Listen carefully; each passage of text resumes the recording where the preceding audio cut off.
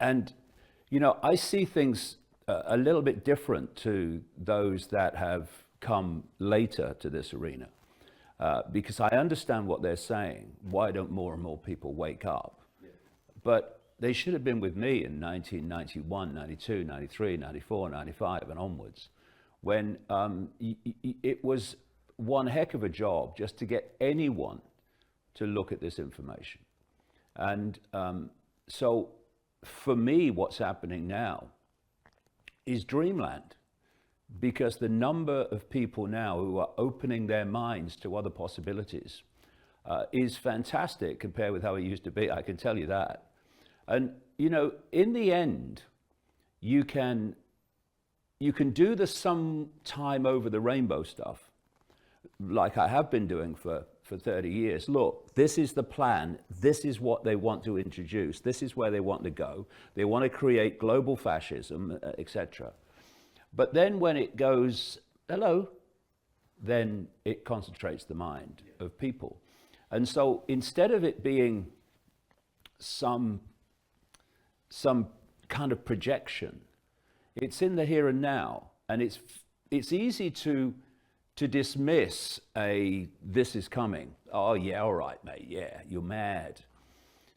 But when it's here, it's much more difficult to dismiss it. I mean, lots of people can, of course, because they don't want to face what's actually happening. But lots and lots of people have gone, hold on a minute, the world's not like I thought it was. And it's got people to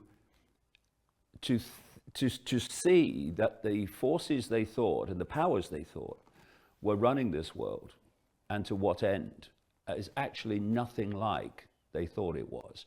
And this is the thing. Once the first domino's gone, the next one goes, the next one goes. And what I mean by that is, well, the world's not like I thought it was. I mean, look at what's going on. And the next question is, so what the hell else is not like I thought it was? The dominoes start to fall. And as those dominoes start to fall, people become more and more open to more and more, if you like, far out possibilities that they would have, and did, dismiss with a wave of the hand before. Yeah, I think also, because that was what I was going to lead on to in my next question, is obviously the bit that people tend to struggle with what you've said over the years. So you talk about the banking system, foreign wars, and on all this stuff. People are like, yeah, I get that. Yeah, I can go along with that. It's the reptilian stuff. It's the lizard stuff. I can't get my head around. Now, obviously, after the last couple of years, like you say, you've knocked down all these dominoes, and I've heard people say it like, do you know what? I think you could be right about that now. And so to see the story in the mainstream, I think it was about 2 weeks ago now, where the Princess of Norway, her boyfriend, who I believe is a shaman, has come out and said that he was a reptilian hybrid, and that's where they met originally, in a different realm, and that's why when they met at I think it was some kind of event, it was almost like they knew each other and then they got together and stuff. And that's in the mainstream news, and the most telling point from that was the fact that she confirmed it and said as well that, yeah, that's why we hit it off immediately. That would have seemed insane. Yeah. I tell you what I found very telling about that article, which was in the mainstream, is they didn't mention me, because they have used my what I've said about the fact that behind all this is a reptilian race and other non-human races too, but dominated by the reptilian. And that's what's driving this agenda from the hidden. Of course, that to mainstream society is so far out that the ridicule potential is almost limitless. And that's what they did. He's crazy, he's mad. Oh, he's a lizard man. Oh, yeah. And then as more and more starts to come out and more people think, well, hold on a minute, maybe, just maybe, they stopped associating me with that. Yeah. You know what I mean? It's like, oh, don't give him credibility that he was that. You can't say he was right about that, So I thought that was very telling. And the thing is that I would say is, I mean, I wrote about the reptilians for the first time in The Biggest Secret, which was 1997, I wrote it. And then another one, Children of the Matrix, which came out in 2001.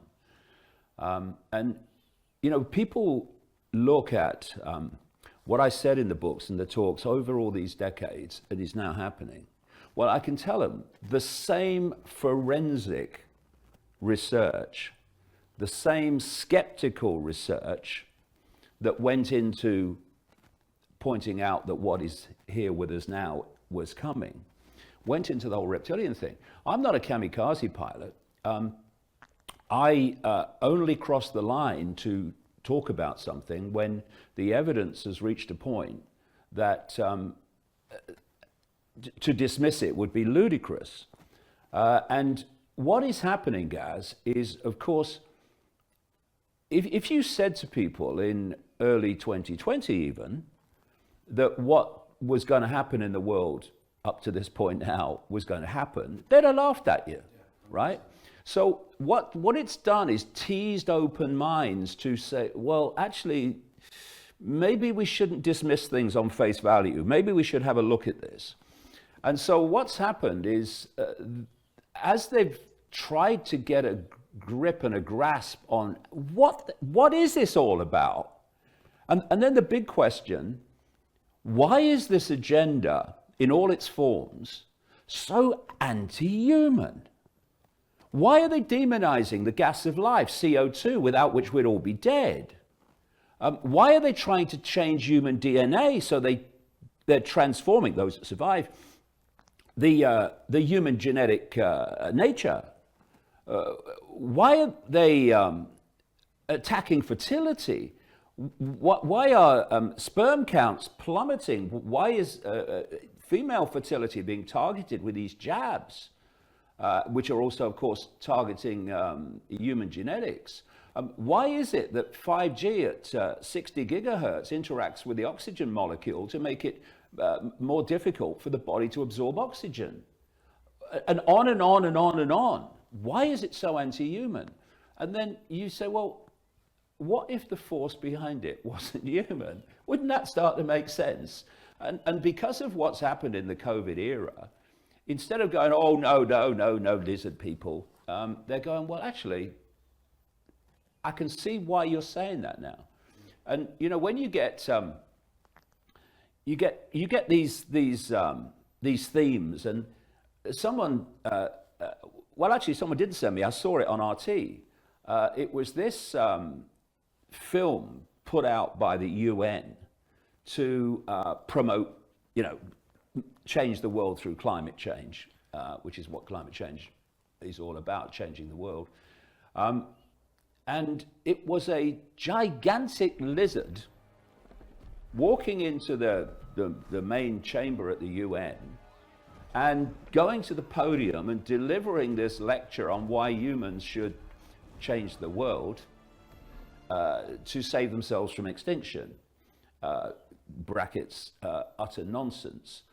And then what was really telling for me was at the end of the little speech, all the delegates of the UN, symbolically from around the world, all gave this big giant reptile a round of applause.